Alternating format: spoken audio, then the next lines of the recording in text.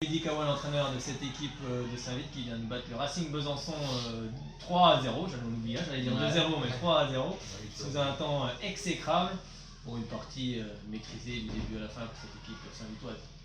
Ouais, on savait qu'on n'allait pas avoir en tout cas un gros pressing, qu'elles n'allaient pas sortir, qu'elles jouaient leur maintien, donc elles n'allaient pas tenter de prendre des buts tout de suite et essayer de jouer leur chance à fond. Ça nous a un peu gêné jusqu'au premier but, hein, ça nous a un peu gêné parce qu'elles n'ont pas laissé beaucoup d'espace entre la gardienne et la ligne de défense, c'était un peu compliqué. On n'a pas réussi à attendre une demi-heure, c'est ça? Ouais, voilà. Une demi-heure avant de forcer le verrou. On a une demi-heure pour mettre le premier but, alors qu'on avait un paquet d'occasions. Après sur l'ensemble on a eu la maîtrise, mais c'est vrai qu'au début on a un peu galéré à mettre le premier but. Et c'est ça qui nous a fait que derrière on a un tout petit peu plus d'espace, elles sont sorties et tentaient un peu plus de nous gêner, mais on n'a pas eu, on a eu la maîtrise, on a été bien en place, on a su se déplacer comme il fallait, utiliser le ballon comme il fallait surtout. Et puis ouais, c'était pas évident, pas beaucoup d'espace. Donc le premier but, il nous a permis de sortir un petit peu de ça et puis de mettre les deux derrière et puis surtout d'avoir un peu plus d'espace. Même si en fin de match, on a vu qu'elles ont reculé un petit peu plus à la fin, un peu moins d'espace, mais ouais, on a su maîtriser techniquement, tactiquement, et physiquement, on a été pas gêné. Donc physiquement, ça a été. Oui, puis l'équipe de Saint-Vite qui n'a rien lâché, malgré 4 poteaux, hein, je crois, j'ai dû les compter, les poteaux n'étaient pas... Ouais, c'est ça, je crois qu'une ou deux barres, les 3 poteaux, après ouais, ça fait partie du jeu, c'est à nous d'être plus réalistes, on sait que c'est notre défaut, parce qu'on l'a depuis le début de saison, on a du mal à le corriger, c'est qu'on a énormément d'occasions et on finit pas toujours bien, faute de travail. Pas faute de travailler, mais tu vois, on a un petit peu de mal sur la finition, mais on arrive à se créer des occasions, à utiliser le ballon comme il faut, et ça c'est rassurant.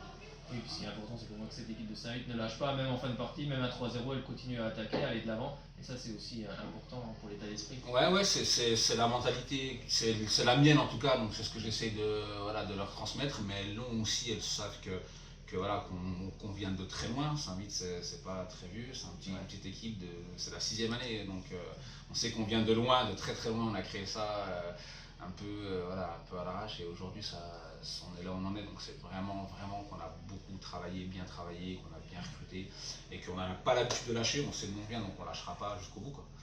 On lâchera pas jusqu'au bout. Alors c'est vrai qu'il y a un mano à mano avec Blanzy, ouais. Je sais pas encore le résultat, tu l'as peut-être, non?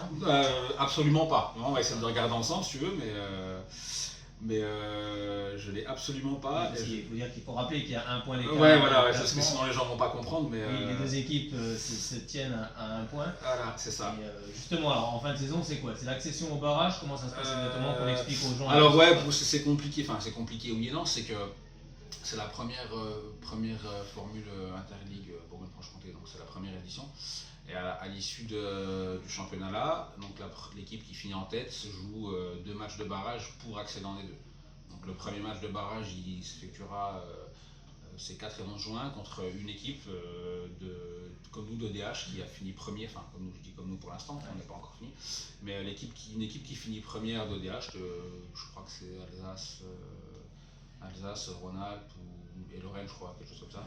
Donc une de ces équipes-là qu'on rencontrera sur un match enfin je dis on n'a pas encore fini, mais qu'on peut éventuellement rencontrer sur un match aller-retour.